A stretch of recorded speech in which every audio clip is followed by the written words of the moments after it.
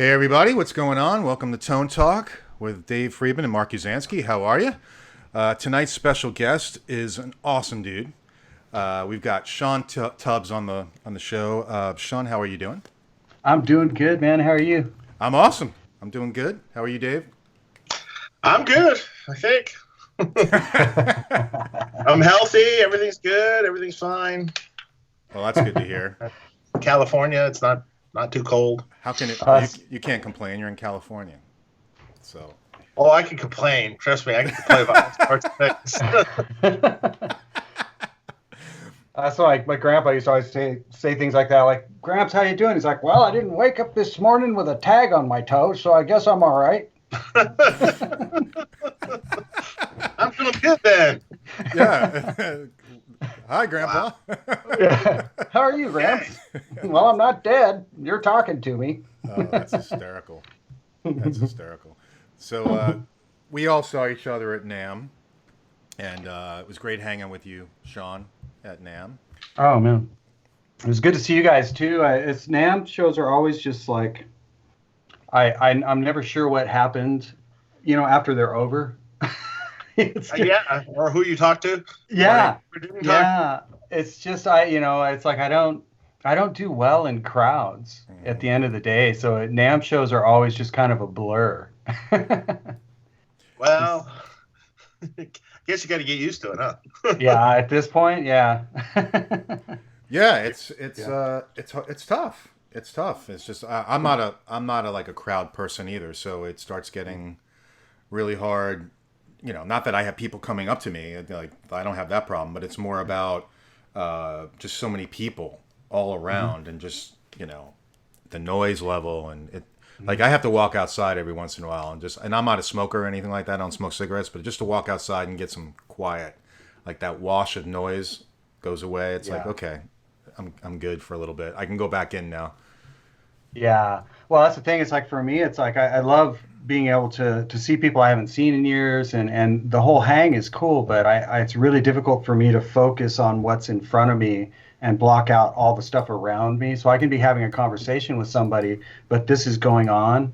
So it's totally right. Yeah. Yeah. So that's what hits me. You and I are talking or something, but then you're hearing someone else's conversation next to you. Yes. Yeah. And you feel sort of someone saying something wrong or saying something. And then, like for me at the show, it's like, blah, blah. You talk and then to the nice guy, and then you lost track of already what you were saying to him. And I just tell people now, I go, I'm sorry if I seem distracted because I am. I am completely distracted, and it has no bearing on you. No, yeah, it's tough because it's literally that. I'll hear amidst trying to figure out the conversation, I'll hear like a dive bomb from a guitar, a cymbal crash, and I don't know, a tuba fart from somewhere else. And it's just, it's like, it's not easy for a guy like me. But, people, and then I know other guys that, man, they just thrive on that stuff. They thrive on the chaos and, they're just really good at it. But for me, it's like I really have to mentally focus because, the shows are great and all that gear and, the music just hang is fabulous. But when you're a guy like me that's pretty shy by nature and easily ADD'd, it just, it's a little much. But it was great to see you guys. I was, like Dave, I never saw you at your booth because you were never there when I came by. I didn't even know you came by. Yeah, well, the reason why is because when I wander booths, I show up like 45 minutes before the show starts. Right. When it's like dead quiet, and I just wander through the booths and look at everything. And then if there does happen to be someone hanging around, then I get to chat with them. But otherwise, that's the only way I can actually check things out. Yeah, I did this. I do the same thing. So like, I will, sorry, I'm doing shuffling screens. See, I'm easily distracted. It's NAMM all over again. Yeah. Right. Yeah, I tended to come in early, and sometimes like way early. Yeah. Because I'm up early generally, and I just come in and wander around looking at stuff with no one in there. I'm like, what do they got? Or at least what you could see. Right. Yeah, well, that's the best time to go in, you know? Oh yeah, it's just like it's deadly quiet, and yeah, because and also I don't feel like, because I don't like to play things, in music stores, or I'm just not one of those guys that really picks up a guitar. For me, it's like I'll just kind of look at it and maybe just acoustically play an electric guitar a little bit, and I know right away it's like, oh, okay, that's cool, and put it back. So with NAMM shows, when it's so loud and for me, it's like I don't really know what I'm listening to at this point, other than that looks cool and it's loud and this feels great, but I can't hear it. Yeah, yeah. By the way, I want to say thanks to Cheddar Kung Pao. Thanks for the super chat, man. Happy Friday to you. Cheers. Dave, what's going on, man? How's he Cheers. doing? Cheers, Cheddar, Dave. Cheddar Kung Pao's a good dude. Mm-hmm. So yeah, and I agree with you. But it was a lot of fun. Yeah. I think we're all ready for next year. Yeah. So, Dave, what are you working on for next year? Now it's just like the next thing, the next thing, the next thing. So Right. Sweetwater's next, Yeah. and then Yeah. When is there's that? gonna be a Europe trip again. Henning's event. Are you gonna go do that? I think so. Yeah. Yeah. I may get out there. He reached out to me about it, so You should go. It's actually really good. yeah, it looked like a lot of fun. I just honestly could not go. I was going to go last time, and my daughter, it was literally happening the same time I was getting my daughter moved into college at Savannah. Yeah, you were saying, yeah. Yeah, there's just no way I could do it. But this one's in August, right? Mhm. Yeah. Yeah, it should be a lot more doable, hopefully. Yeah, it was a lot of fun. Yeah, it looked like you guys had fun. So this is the second round of not GitCon what's it? What was it called again? HP 42. Gear Street 42. Gear Street. Gear Street 42 Gear Gear Street. Street. Right. So that's the second annual. Yeah. I Second guess so. one. It's going to be end of August, I think. Yeah, that's what I heard. Sometime in August. Yeah. And it should be fun if the whole world is not infected with Coronavirus. Yeah, I know, right? Oh God. Yeah. Then there's that. Yes. What are you doing at Sweetwater? Are you doing a presentation, or are you just talking about Gearfest? Gearfest. And when is that? June 26th and 7th, I think. Something like that. It's in June. Yeah. You going again? Yeah. I don't know if I'm going to go. Not sure. I have to work it out. I'm going to be in Europe. If everything works the way it's supposed to be, I'm supposed to be in Europe in May, in Germany. Oh, nice. What are you doing out there? For work. Of the world? It's for work. Oh. We have right on. some kind of meeting, so bringing people together.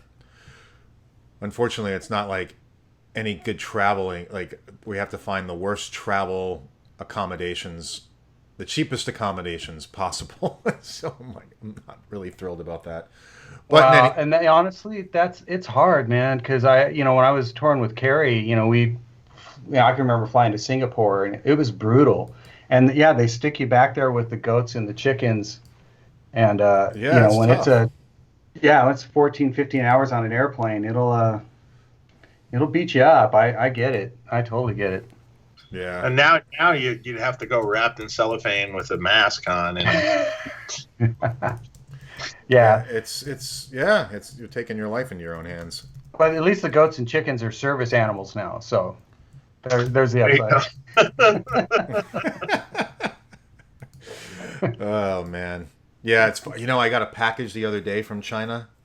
My mailman handed it to me, and I was like, oh man, should I even take this? Should I even? Yeah. And so I brought it in. I let it sit for a while, and I actually sprayed it with Lysol. I don't blame you, man. Which was like really just being super paranoid, obviously, but I was like, I just don't want to risk it. It just can't. Then you're not going to be able to touch anything in this world. Yeah, right. Because everything's from China. Yeah, that's true. Well, you just got to worry about post-coronavirus at that point. Right. Exactly. Yeah. So, So, what kind of gear did you see that excited you at NAMM, Shawn? Anything that was good? It was just a lot of kind of everything again for me. Where I didn't get that I really needed to go was checking out more just software based components, especially on the recording side. I didn't get over there at all. As a guitar player, it's like, once again, it's just that sensory overload. It's like everything is great. And especially with the guitars, it's like, God, there's so many shiny objects. Yeah. But they're all, and some of them do look like yo-yos, but I won't point those out. But at the same time, it's just like, yeah, there's just so much great stuff. It's like I honestly can't say, oh well, there was this thing stood out or that thing stood out. It's like everybody's just building really cool stuff. And I will say that I tend to drift away from anything that's like gadgetry. So things like that I don't really pay much attention to. But Dave had a lot of new amps. I mean, like I said, the Synergy stuff, the new modules from Synergy, there were things that were, really, really cool. But as far as like just picking like one thing out, it's hard for me. And honestly, I didn't get around the whole floor anyways because I was working, at the Rev booth for the majority of the time. Right. Yeah, for me, tied down. Huh? Tied down. Yeah. Yep, you were working, and it was busy at the Rev booth too. There was because you guys were tied with the 2 Notes. 2 Notes, yeah, and of course, Rev had the new G50, and then 2 Notes had the Captor X. So it was definitely that was a busy booth. So I meant to ask you the other night when we did the test. What do you think of the Captor X as it compares to the aux? Because it seems that's kind of where they're going, right? Yeah, absolutely. I didn't get to do a lot of hands-on with it, but what little I did, it's similar to the aux in the way the software interfaces, which I actually really appreciated. It doesn't have near the horsepower that the aux would have as far as DSP and just being, broadband, huge sounding. But within the, I hesitate to call it like a poor man's aux, but at the same time, within the price point, I think it's $500 something, $570, something like that. It's really, really nice for the guy that wants, what an aux will do. That's okay with compromising a little bit on the sonics, and it's not like a massive compromise. It doesn't sound as good as the aux, but it's really impressive. For me with the aux, you can't see it. I don't know. I'm looking at it, but you guys can't see it. But with the aux, for me, it boils down to the software interface. Yeah. And really, UA Audio. I mean, you're dealing with a dream team of software and hardware engineers, and you've got ears, Santiago, all those guys. It's pretty hard to beat. But at the same time, you can look at what 2 Notes is doing. And it's fabulous. I mean, the 2 Note Torpedo Studio, it's killer. For me, honestly, my biggest complaint has always been that I don't get the interface as much. But other guys love the interface, and they don't like the aux. But for me, it's like when I turn on the aux interface and I see, oh, there's my fader for my Royer, there's my fader for my 57. Yeah. It's right there in front of me, and it's instantaneous. Because I'm one of those guys that's very impatient. I just want to play. So with the aux, it was really quick, whereas I used to have a 2 Notes Torpedo Live, and it sounds fabulous. But it was really hard for me to just it took me forever to find like one cab that I really liked, and understand the interface, and, but it's kind of to each his own. But what I will say, long story short, I'm babbling, but the Captor X, that software interface is a lot easier. When you look at it, it's much easier to look at. You can see like, okay, here's one mic, here's the other mic. And there's some gadgetry on there that's actually kind of cool. he's got like a doubler on there that actually is cool. It's not just adding a delay to your guitar and calling it a doubler. I was really impressed when I actually discovered that it's a doubler that's actually phase correct. So there's things on there that are really, really impressive. And if you don't have over twice the money to spend on an aux, I would highly recommend looking at that Captor X. Yeah, it looked interesting, and there was a lot of that was probably one of the bigger like announcements at NAMM. Of course, one of your amps, Dave, was like big. Of course, was the Twin Sister. Twin Sister, yep. As someone said in here, where was it? Now I've lost it, of course. Oh, yeah, there it is. Andrew Morgan. Mr. Friedman, I'm in love with your twin sister. I didn't know I had a twin sister, but you can be in love with her. That's fine. That's great. Well, yeah, it's two Dirty Shirleys in a box. You can set it. That's what it is. Period. Yeah, it's so funny because when I heard about that, I was like, I don't know whether I want to kill you for that or thank you for that. Because I still got my Dirty Shirley back there. But no, it's a cool idea. But you've added some more stuff beyond what that channel just had, a little bit, yeah. So there's a deep knob, which is like a low end resonance knob. In the amp that you have, Shawn, it's fixed. It's a fixed point. So it's like the deep knob at 1 o'clock or something. Gotcha. But that can be boomy at times. So so now you have the ability to kind of dial back that low end resonance if you need it, especially if you're playing louder. Tighten it up a little bit. And the other thing is I added a little bright switch, which just if you wanted it to be a little more like aggressive, like a little more super leady, shall we say? It tightens up the low end and just adds a little bump in the mids a little bit.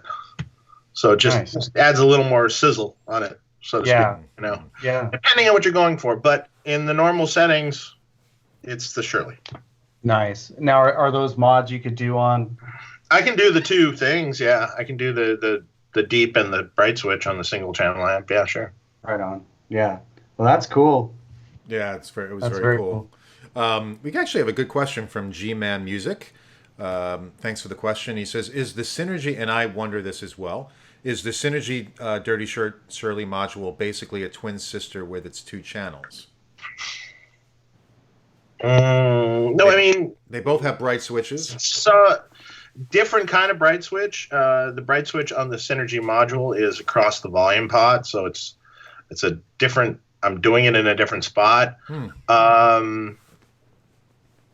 And one in the Dirty Shirley module, one is set lower gain than the other one. So one channel is like the gain structure switches all the way up on the regular Dirty Shirley amp, and the other one is maybe like it's in the down position, not the middle position, but maybe the down. So you get two slightly different gain structures on each of those. So it's a little different, and yes, at the same time, it's kind of similar. Yeah, twin sister. Yeah, because the twin sister, those are both the same exact channels on the twin sister, right? Channels, but you have EQs and everything on that. Right, so right. Literally make either channel whatever you want it to be. You want one channel to be totally clean, EQ'd bright and sparkly, great. Yeah. You want it semi-gritty, great. You want it really gritty, great. You want the other channel, both channels to be clean, both channels to be dirty, whatever you want. They're just duplicates. Yeah. They're twin sisters. Yeah. That's awesome. That's crazy. Yeah. So if you get tired of one, you can kind of change the other twin sister a little bit. Yeah. So they're not twins. I don't like one. So one could have red hair and the other could have black hair. That's awesome. So a question on the Synergy system. Shawn, you played it before, right? You did videos on them, right? Oh yeah, like 15. Yeah. So I've got the Syn 50 head with multiple, with the two modules in there. What's the best way to set it up? If you're going to play at like a band volume or, a decent volume, is it better to crank the preamps volume and then have your master volume, low and bringing that up, or are you better to have the preamps volume, kind of mid set, just to get good enough gain, and then have your master volume even louder? I'm kind of curious on how you set that up. It's the optimal way. I'll let Dave chime in on this too, but that is such a sonic thing. I tend to lean towards. I tend to use preamp masters and power amp masters as tone controls as much as I can. Now, obviously, there's parameters within the volumes you're trying to be at, but sometimes, if it sounds sonically more open, to have the preamp hotter into the power amp, it's to me, it's always like, well, yes, within the parameters of the volume you're trying to create, you can only do so much, but at the same time, if it sounds more open one way or the other, or even if you want it to be a little bit darker, then maybe turn down the preamp master, or maybe turn down, because even on my Dirty Shirley, when I'm tracking with that, sometimes if I want more top end, and Dave can probably, chime in on this, I'll turn the master up just a little bit, and there's a certain spot where all of a sudden there is quite a bit more top on the master.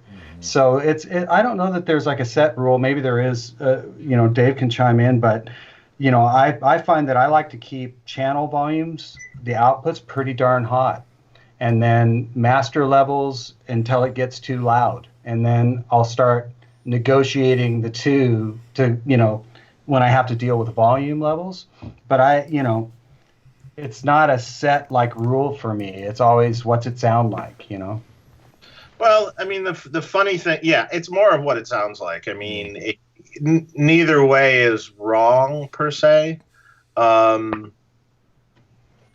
Sometimes having the main master up really loud and having the channel volumes down low will give you the seemingly more punch, or give it's more volume, and when you turn the master, all of a sudden it's right. And sure. You know what? It depends on the amp too, and the architecture of the amp, and what's going on in the amp. For me, like, people ask me that all the time. Do I do the channel masters down or the power amp master up? I go, it's two volume knobs after each other. Right. It's really the same thing. You're accomplishing the same thing. Yeah. So by pushing the channel, it doesn't sound that much different, really. Yeah. Yeah. I kind of experimented with it earlier today, as a matter of fact. I had a break and I just kind of messed with it. And I noticed that when I had the preamps way up high and then started turning up the master volume at least on the Sin 50 head, it started to get real crisp and almost starting to feed back a little bit. So I had to back off a little bit on the preamps to get it, equal. On the Sin stuff, I tend to set the masters at like noon on the modules, noon-ish, depending on what it is, and then adjust the volume to taste on the amp. That sounds about right. I don't know what you're talking about, the amp or the preamp or the what, because then the preamp, not only do you have the 4 channels there, but then you got an output master on the Sin 2, which feeds a power amp, which has another volume. So you got a million volumes there. On that, I tend to like the main master on the Sin 2 on 10, and I just use the channel masters, unless I just want to slightly vary the volume, all the channels at one time. I don't know. There's no right or wrong. It's whatever you like the sound of. Right. Yeah. Okay, that's cool. There's no rules. It doesn't have to be rules. And people that say there's rules, cool things are created by breaking the rules. Yeah. So, I've always had that philosophy in building pedal boards and stuff over the years. Well, what's the right order? I don't know. Depends. Yeah. I'm years ago doing a pedal board for a bass player from Rage Against the Machine, right? So his delay was first on this board, and his wah was last. and it was all backwards as far as what you would think. Did it work for him? It worked really well for him. Yeah. Who's to say that's wrong? Right. It's a creative choice. Yeah. So if you're used to it, that's the way it sounds. You've created sounds with it sounding that way. What's wrong with it? Yeah. I'm not going to change you just because. you want to use something wacky. I think that's horrible. Like when people come to me for boards and stuff, and it's like, if they're asking advice, I can give advice. But if they have something they use, it's my job to somehow put it in a package for them. Right. You know? Yeah. I don't care how weird it is, because I've been proven over the years doing it. I've been proven, it comes in with something weird, and you're like looking at it going, oh no, what's this going to be like? And he plays through it, and you listen to it, and you're like, oh, that's great. Yeah. And it's some crazy solid state combo amp, but he has it like slaved as an overdrive pedal through another amp, or some weird, some weird combination of stuff. Right. It made a beautiful sound. It was a killer sound. Yeah. I remember the one lesson that stands out. There was a band I helped with a rack in the early '90s, and they were a band called 1,000 Mona Lisas. So they were signed to a label. It was a kind of a punk-esque band, cool music. And he had a rig where like a boogie tri-axis, right? Some boogie power amp. I don't remember which one now. And this will ring bells to Shawn. All this stuff. Oh yeah. Remember the ART EQs, the programmable EQs? One of those. I used to have one. Did he have the screen? No, just the good. rack piece. I don't remember quite if there was something else in that chain, but then there was another chain that broke off and went through several overdrive pedals into a silver-faced twin with JBLs. Wow. With a master, one of the ones with the masters. The worst possible amp ever. And he ran them both at the same time. Oh gosh. And I'm like looking at this, I'm going, oh God, this is gonna be bad. He played through it, and I'm looking at it going, oh, that sounds great. Yeah. Oh yeah. Yeah. I mean, for the punk style of music he was playing, it was awesome. Yeah. And you run into that over the years several times, and you learn, I'm not going to judge anything anymore. I'm just going to take a listen. Right. Yeah. Use your ears. Use your ears. Yeah. We had Robert Baker who said, if it sounds good, it is good. Yep. Yeah. Yeah. Yeah. Exactly. Hey, I want to thank Wyatt Willis for the super chat. I'm going to give this a try, see if this works. What a try. Well, I was playing some applause with the sound effects for Ecamm, but it didn't play anything. So, oh well. I'll Damn computers. I'll give you some. That's our new thing. Every time it's super chat. I can still do it. So, Wyatt, thank you. He asked Dave, is that a Chris Cornell 335 next to you? What? The guitar next to you, is that a Chris Cornell 335?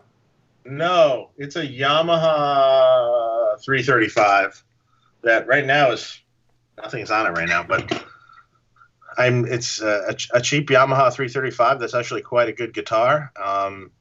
That I'm making it flat black.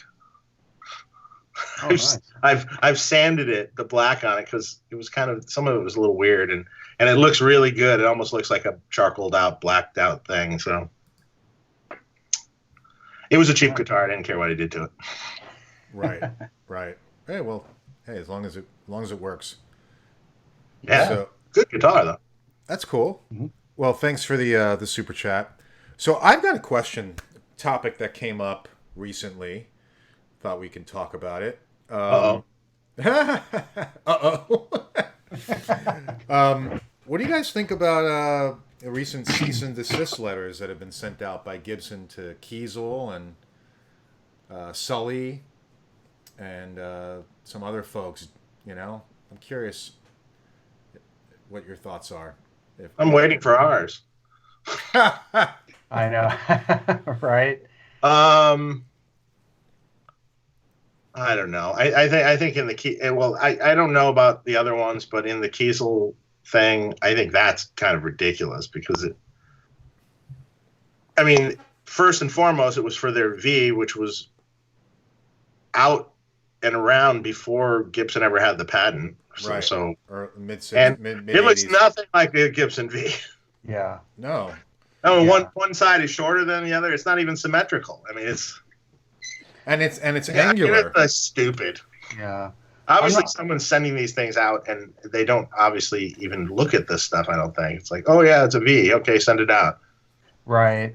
Yeah, because there's a part of me that's wondering if they don't just have like obviously they do, a legal staff that just literally finds anything that's remotely shaped like a Gibson product and just sends out the letter. Especially with those guys, I was shocked. I was like, wait a second, those guys like carving, really? Yeah. Right. And then when I saw, I was like, well, God, what guitar could it possibly be? And then when I saw it was the Super, I think it's called the Super V or something like that. Yeah. I was shocked. I was like, are you kidding me? But it's like I'm one of those guys that isn't going to post a video about what is Gibson doing. But at the same time, it's like, yeah, I struggle to bless you. I struggle to figure out what's behind the attack, because I still sit back and go, well, I still don't own a Gibson because I haven't played one when I pick up a $4,000, $5,000 retail guitar that I would ever buy. Mm-hmm. So for me, it's like, guys, just sort the guitars out. The badge itself is legendary. Don't worry about everybody else. It's like, just build a really great guitar. I have yet to, I'll take that back. I've had one Ice-T Les Paul from, I don't know, it was 2000. It was a custom shop from 2000 something. And it was good, but I still had to go Calham on the bridge and tailpiece, and I had to sort out the tuners. I had to have the nut recut. I had to have the frets done. So once again, it's like, well, wait a second. This is a sub $4,000 instrument. I shouldn't be touching anything on it. So for me, it's like, yeah, I'm not going to attack Gibson and say, what the F are you guys doing? But my question will be, why is it that I don't want to play a brand new Gibson? I'd rather find an old one and sort it out, because it'll still probably cost me less money. I could buy one from the 70s. I'll just buy a Bernie. Yeah. The old Bernies. I have one. Yeah. Yeah. So I don't know. It's like I said, I kind of stay out of the, that side of it. But that's honestly how I feel. It's like, Gibson is a legendary badge. Just build great guitars. Yeah. I mean, they just came out with a Tony Iommi left-handed limited edition. It's $20,000. Yeah. And it's left-handed. So now they completely cut the market, already, but just for guys like me. And there's not many guys like me. And plus, I don't have 20 grand to spend on that. So it's stupid. Yeah. It's just stupid. I don't know. Should have an Epiphone version of it. Right, exactly. Well, yeah. Well, that's the thing. Or well, yeah, and spend the money to sort that out. But like my callings, that's probably a the story behind this guitar is they sent it out to me to check out, and what had happened is you guys won't be able to see it, but there's a crack right there. Mm-hmm. Somehow it was damaged when they were building it, and they gave me an insanely good deal on it. I was like, yeah, I got to have it. But at the end of the day, I haven't touched this. I didn't touch the frets. I didn't work on the nut. I didn't have to mess with the keys. I didn't have to set it up. It's a work of art. Yeah, well, and that's what is supposed to happen when you take a brand new sub, $5,000, even $6,000 guitar out of the case. You just play it. You don't go, okay, well, the neck angle's off. It's like you shouldn't be looking at it that way. So that's, this would be a perfect example of, why I have this and not a Gibson 335. Yeah. And actually, okay, wait a second. Coming from the guy that's already saying, I don't want to go to the Gibson thing, I stupidly bought a 63 reissue VOS, whatever it was, 335, eBay, looked beautiful in the pictures. And I thought, well, I'm sure it's fine. It's a Gibson, man. It's a custom shop VOS. And I got that thing and was just eating crow immediately. I mean, the neck angle was so whack that the brake angle at the bridge with the tailpiece up off the body was still hitting the backside of the bridge.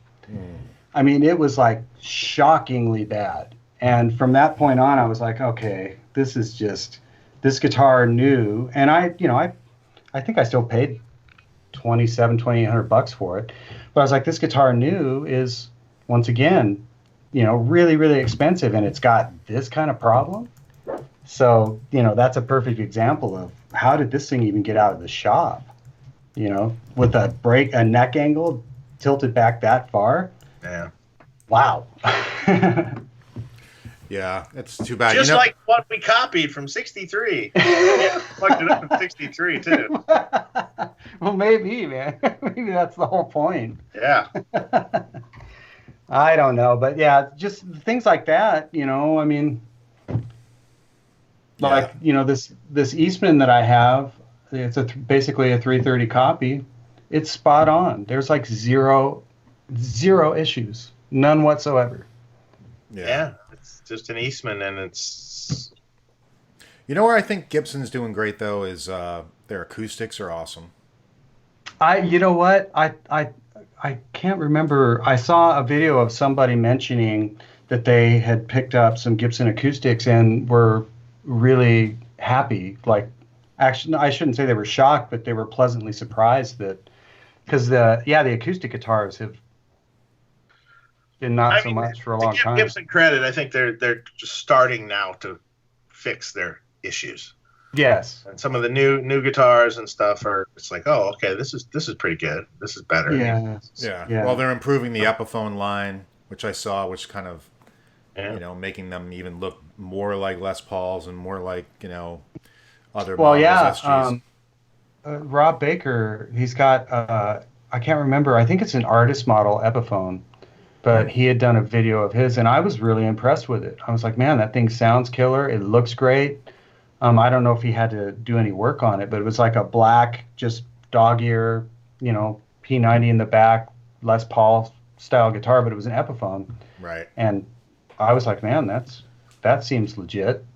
It was actually cool. Also, I saw a limited run that the Music Zoo did of USA Kramers.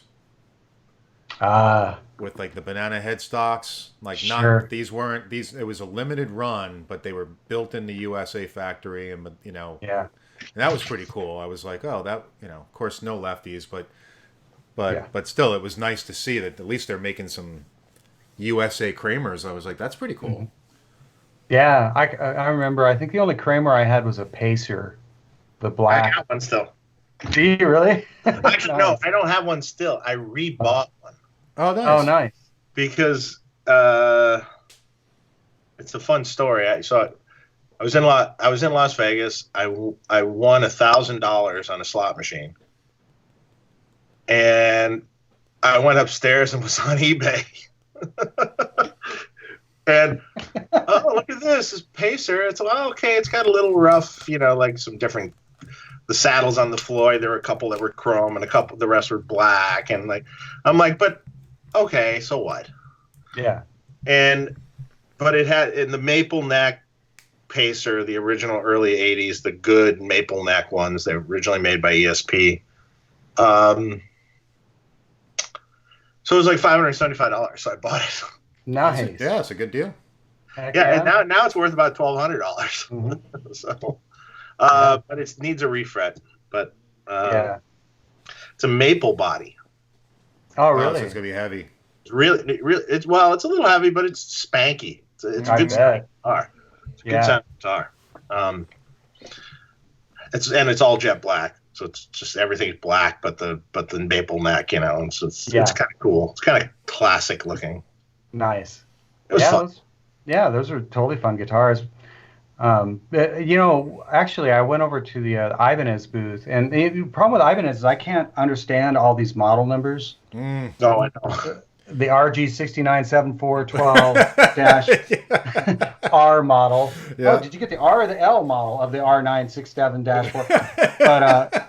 But the few that I picked up, I was like, you know what, these are these are nice guitars. You know, Yeah. fit and finish was there, setups were there. At least the ones I picked up. You know, Yeah, they seemed nice. They are nice, and I actually held the Pia guitar, the new Steve Vai guitar. Yeah. And in pictures, I wasn't as impressed with it. It just you couldn't get visually what the contours were, but when you see that guitar in person, the contours on that and the way that they did the whole yin and yang thing, it really is a gorgeous guitar. You know, I didn't play it because they didn't, obviously, again, no lefties, but it was just super cool, and but the price is really high on them. Yeah, I was gonna say they're fairly proud of that one, isn't it? Like in the 8 range, or it's Oh, I didn't think it was that high. I thought it was like oh, it's 45 to 5 grand. I thought maybe. oh really? Even with all that stuff on the pickups, all that. When it started getting like the gold one with the gold, yeah, I'm not sure how much that was. Yeah, Okay, yeah, because those are the ones I was seeing where I was like, good lord, that's I just But saw you know, I just saw that one this morning at his house. I was at his house this morning. oh nice. Oh, very nice. I'm like, nice. oh, look at that thing. Yeah, I mean it's Very colorful wall in his studio there with all his guitars on his wall. It's yeah, like, wow, it's like an art piece. yeah, I bet. It's killer. Yeah, he gave us a nice little tour when he came on the show. Make sure you guys check out the show that we did with Steve Vai if you haven't watched it. That was a great. Yeah, That was a That great. one Better yet, subscribe, people. Subscribe, everyone. in Yeah, the chat. subscribe. You And know. by the way, subscribe. Hit the subscribe button, please, everybody. And Shawn, which reminds And me, tell your friends to hit the subscribe button. right, all of them. And hit Sean's subscribe button. right. Hit Shawn's channel also. That's what I wanted to mention. And then Shawn's also wearing a Sweetwater shirt. So you guys check out Sweetwater.com. I'm going to put links below for Sweetwater links for you guys to buy stuff. So check out whatever deals they have. They sponsor our show, so Sweetwater is a great place. And you were talking about Gearfest with Sweetwater, which is always a fun time. Yeah. But going back real quickly, the one Last year thing. was huge. What's that? Gearfest last year was huge. I mean, I wonder if it's going to be bigger this year. I think it will be. It's going to turn into. It's going to essentially turn into Summer NAMM. I would think, yeah. I mean, it's barely a mini Summer NAMM right now. I think it really is going to become that scale. Yeah, It's pretty crazy. It actually might be bigger than Summer NAMM. it could be. If you really think about that for a minute. Yeah. Well, Summer NAMM ain't getting any bigger. No. Well, they open it up to the public, which is, there's a lot of people who come in from just, locals within that area, or people who travel in. It's it was great. And I just saw that they just opened up their warehouse, which is some massive warehouse. Oh, Sweetwater? Yeah, Mitch Gallagher posted a picture of it or something, and Yeah, they were building it last time we were there. Yeah, they were still building that thing. That's crazy. But yeah, it's funny with Sweetwater. It's like, I honestly knew nothing about Sweetwater, and I ended up just buying. I think it was a long time ago, but it was when I moved here in 2006, and I needed a mic, and it was a Neumann something. And I ended up buying it from this place called Sweetwater because someone said we should just get it from Sweetwater. They're great, and they were fine. I ordered it online. It showed up. Everything was fine. But what shocked me, and I don't think they do that so much now. But I got a phone call and an email asking me. Yeah, they still do that. they still Yeah, I mean, I still get the emails, but I don't get the phone calls. But back then, I actually got a phone call just saying, "Hey, we just wanted to check in and make sure you liked your microphone, and can we?" I was like, wow. what is going on? Yeah, I'm surprised they still don't call awesome. you. I get the phone calls. Yeah, well, I don't know. I must have made them mad at some point. Maybe they're like, they leave me alone. I just deal with the head of sales over there, Robert, and right on. And I literally, when I need stuff, sometimes I'll buy stuff for a rig or something that I have to do for someone, and it's literally like I send an email with the part numbers off his website. Blah blah blah blah blah blah blah blah blah blah. Here's my card. Charge me. Ship. right. Nice. Do it.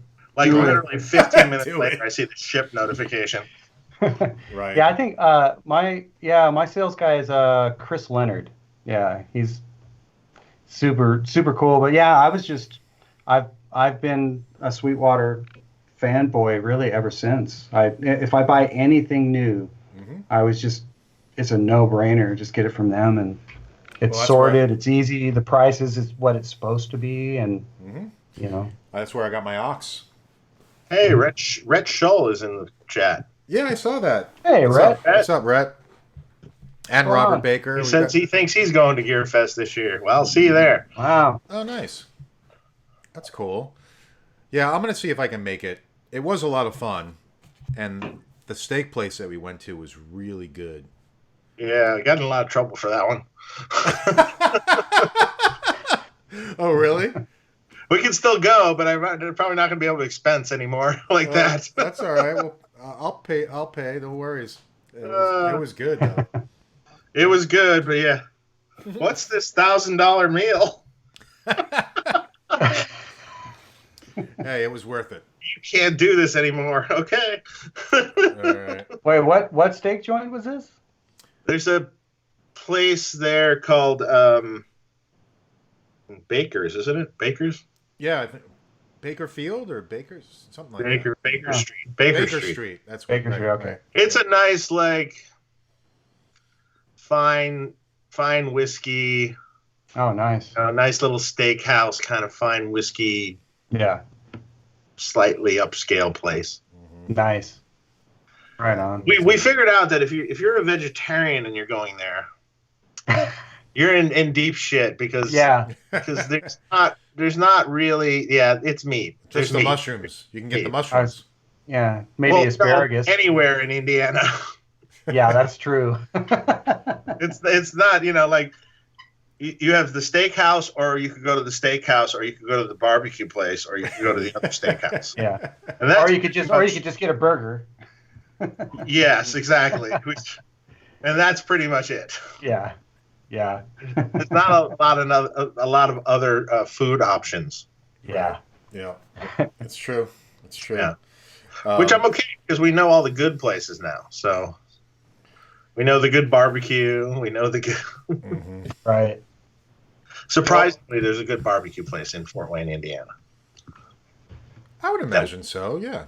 That we found. No, particularly good. Even I know Rick Skillman from Celestion, who lives in Austin. He goes, "I live in Texas, and this is a damn good barbecue place." Rick said that? Yeah. Wow.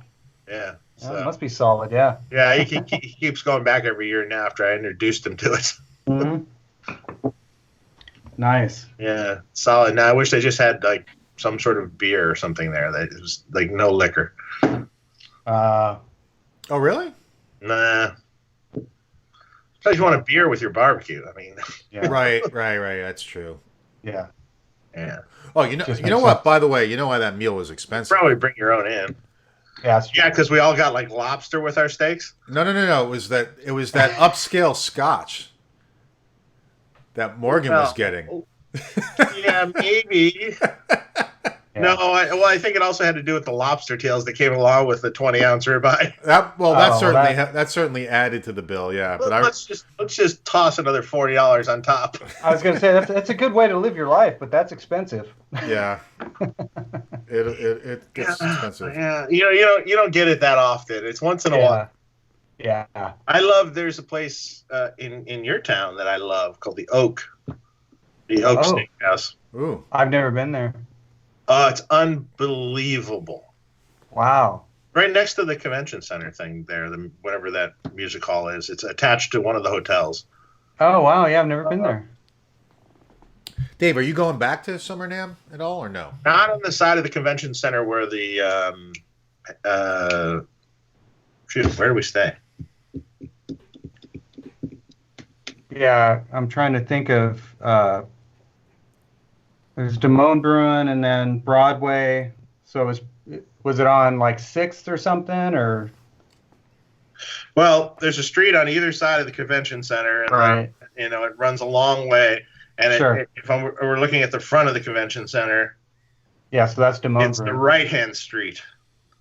Okay, and then it's up, They just built a new Marriott on the corner. Oh, okay. So yeah, I've never hotel behind it. I can't remember. I stayed there too once. Yeah, and it's attached right over there. And okay, yeah, it possibly is the best best steakhouse I've ever eaten at.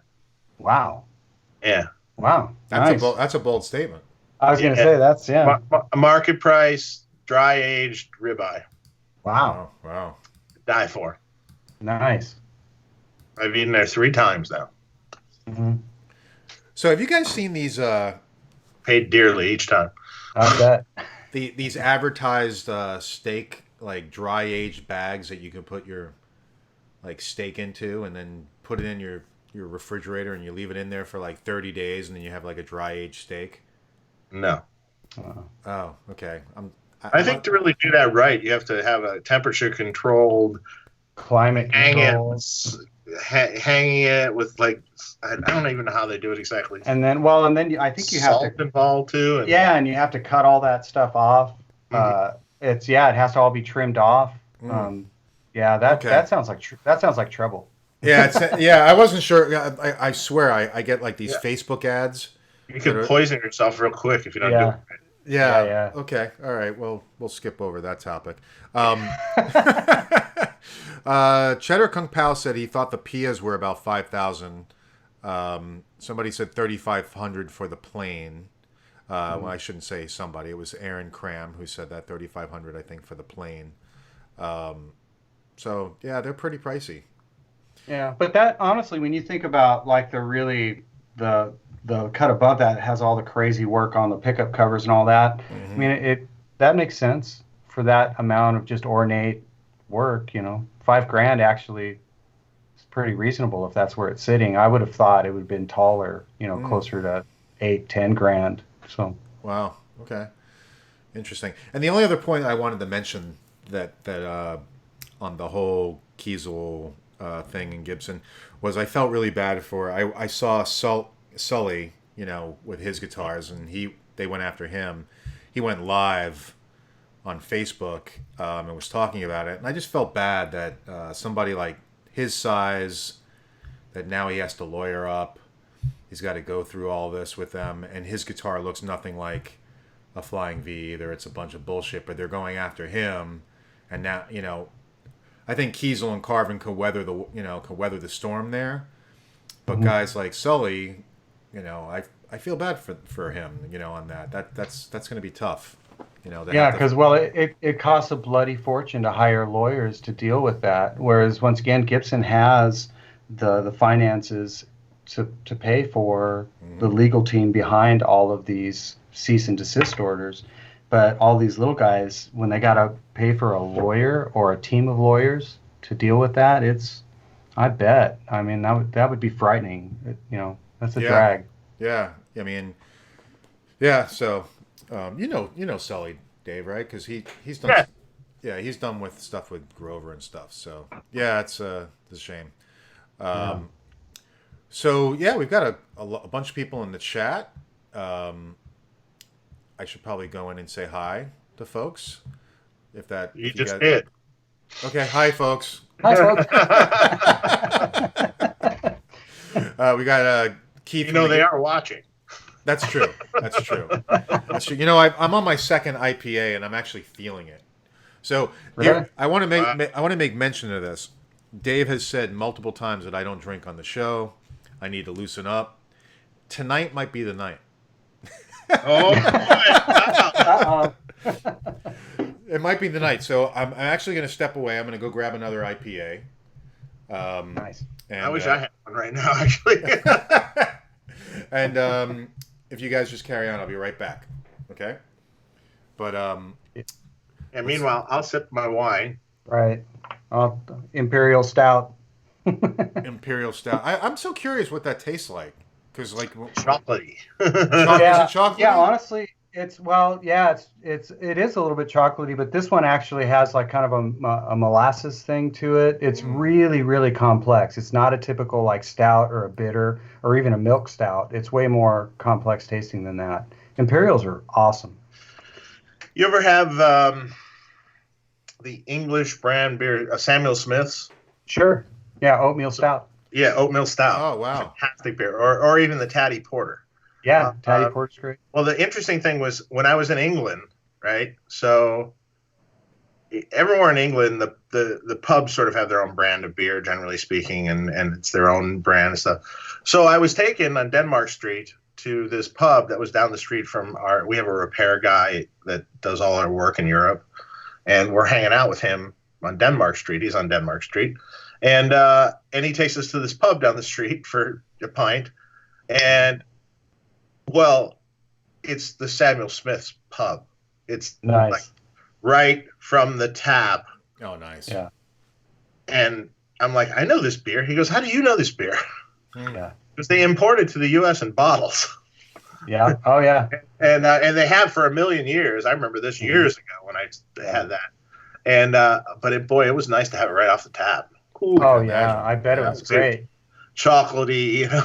It was good. Yeah. Well, you could really piss them off and walk in there and go, man, I didn't know you guys had Sam Adams here. Oh, Jesus Christ. You guys sell Sam Adams here? Right. Wow. Right. Oh, wow. Yeah, that'll make I friends. love that stuff. Yeah. That's funny. How to get thrown out of a pub. So we got a question from Wyatt Willis, and then I'll leave you guys real quickly for this. Would Dave ever consider a BE or Dirty Shirley amp with a selectable, solid state, or 2 rectifier toggle between the two? Ooh. And I could do that with with the new. Well, I could do that with the Dirty Shirley, or I could do it with a twin sister. So, okay. It's easy. I mean, just you just click between a switch, clicking between the diodes or the tube rectifier. So it's less different than you think it might be. There is a little tiny bit of a feel thing to the tube rectifier, but it's not as much as you would think it is. Yeah. It's just a little different. Yeah.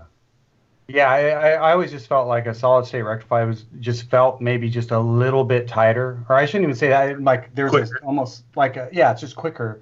But yeah, it's subtle, really. But I mean, sympathetics, guitar players are very sympathetic animals. So if that feels better, it feels better. But it's a cool idea to be able to switch. That'd be great. Easy. Great. Now what? I have to put a switch on the goddamn amp. Not putting any. No more switches. Yeah. I'm done. The deluxe killed me. Oh man. Well, but speaking of that amplifier, those switches have basically got to the point now for me, because the last video I did is pretty much the second channel of the BE100 Deluxe. For the super clean sound, I used my Bella. But for everything else, I use a second channel on the BE, and the only thing I really did change, I think I touched the treble once, but really all I did was throw the voice switch and the frequency switch for different tracks. Yeah, different things, fitting different voices. Yeah, and that's what I love about that, is those switches are... And they're useful. For a session player, it's like, let me try a click. Oh, there it is, and I can just keep going. What do you think of that? Yeah. Those switches, keep doing the switches, Dave. That's what I'm saying. Do the damn switches. That's too funny. I just want one channel amp, really. Yeah. Yeah. I just want to make a plexi. Wow. Yeah. I got to try... if no one has tried it yet, I got to try the new Fryette 100-watt power station. Ooh, how is that?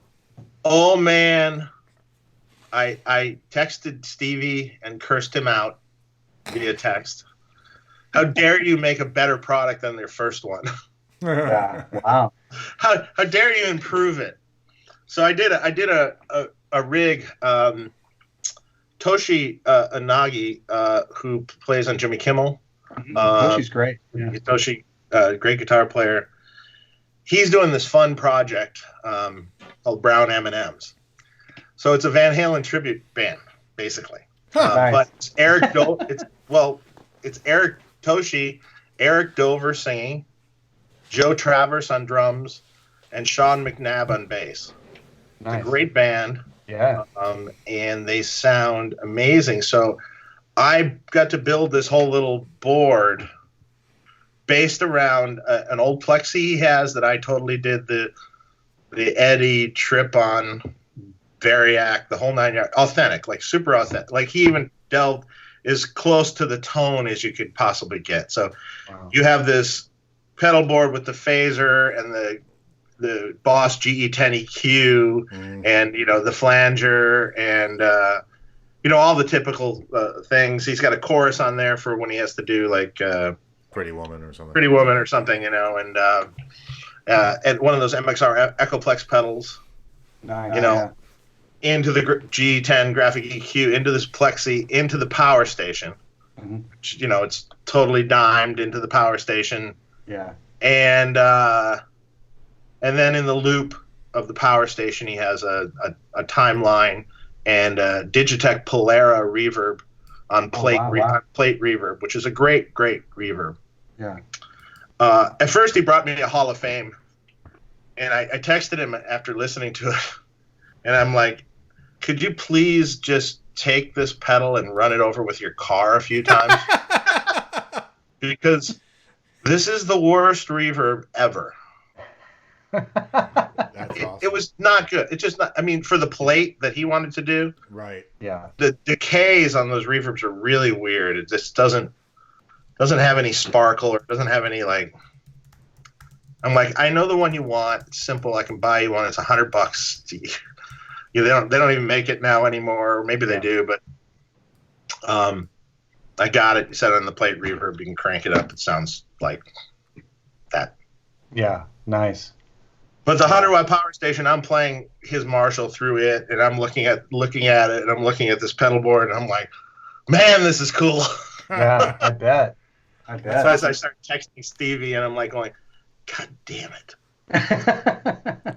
Really? Now I have to have one. Right. Yeah. Nice. So we struck some sort of deal. So Right. Nice. Yeah. When he did the that limited run of those VHT power amps, those were insane. Oh yeah, the purple ones, the beautiful. Yeah. Oh. Yeah. Oh man, he had a story for that. So it's like he was telling me. So the people that used to make and anodize those front panels and do all the polishing and everything. So he went to the same people again to get the same product done, and so he gets these you know, engraved panels because they're milled panels, and then he gets them polished, right? So they're mirror polished, so you can already, like, you can't even look at it without, you don't want to touch it almost. But then you have to take it to the anodizer to get it anodized purple. So the first time he took it to the anodizer, he got it back and it was matte finish. It wasn't shiny anymore. It's like, what did you do? Well, you have to etch it. You have to etch it to do the thing. No, it's a polished panel. Yeah. You can't etch this. You don't have to do that. Oh, okay. Had to have them redone. Oh, God. Took it back again. They did it again. Oh, you broke up, Dave. What'd you say? The third time he got it right. The third time they did it again. They finally got it right. Oh, God. Wow. So they had to do it 3 times. Yeah, 3 times. And that was just for the purple. That was just the purple front one, right? Yeah. That's just that limited run that he did of the classic and the purple front, and I don't know how much it was, $4,000 or $5,000 or something. It was expensive, yeah. Yeah. Sold them all. What's that? He sold them all, yeah. He sold them all. I'm sure. Yeah, there's a lot of guys who love that kind of stuff, so. Mm-hmm. And that's and that's why I was, when we were talking, a few weeks back or whatever show it was where we were talking about how rack gear is still around. I mean, that's a rack piece right there. I mean. Oh yeah. Sure. It's a great amp. Fantastic amp. Yeah. Totally. But if you got any old amps, people, buy his 100-watt power station. Oh yeah. It's the same exact size as the other one. And if you have old non-master volume amps that you want to crank up, you can play it at any volume, and it's killer. Yeah. Yeah, I haven't heard one complaint from anybody about that thing. Yeah. As an attenuator, it's amazing. Yeah. Yeah. And it's got the loop, so it's Right. it's a great Yeah, product. technically, it wouldn't be an attenuator. Actually, I would have killed for this back in the late '80s, early '90s. I would have killed for this product because I did the same thing, but a lot more elaborate. It's like finding a load, using an old Marshall, cranking it, and doing that whole thing, and then putting it through like a big power amp or trying different power amps, figuring out which one you like the most. Yeah. And it all comes down to now you got this little box. Yeah. And it just does it all in one little thing and you just set it on top of your head. Great. Oh, yeah. Because, I can remember back when I was working for Mesa at Lab Sound, I would build racks. And remember those big, stupid 100-watt load resistors? Yeah, and sure. you would just literally bolt them in the back of the head. And then you'd run, the send, speaker out of the head into whatever and then hit whatever power amp. I mean, that's what everybody was doing back then. They were taking 100-watt Mesas so they could dime them or slave them. And a lot of guys just wanted to be stereo, so they were slaving to a stereo power amp. But I still remember looking at those big, stupid 100-watt, those gold, resistors. And now it's like I would never do that. Yeah. But back then, that was the station. thing. Yeah, exactly. But back then, that's what you did, Yeah. Yeah. I mean, I've got the 50-watt one. Yeah, which is great. Which is great. Yeah, exactly. I mean, 100-watt one better, unfortunately. It uses 6550 tubes in this one, so it's just a little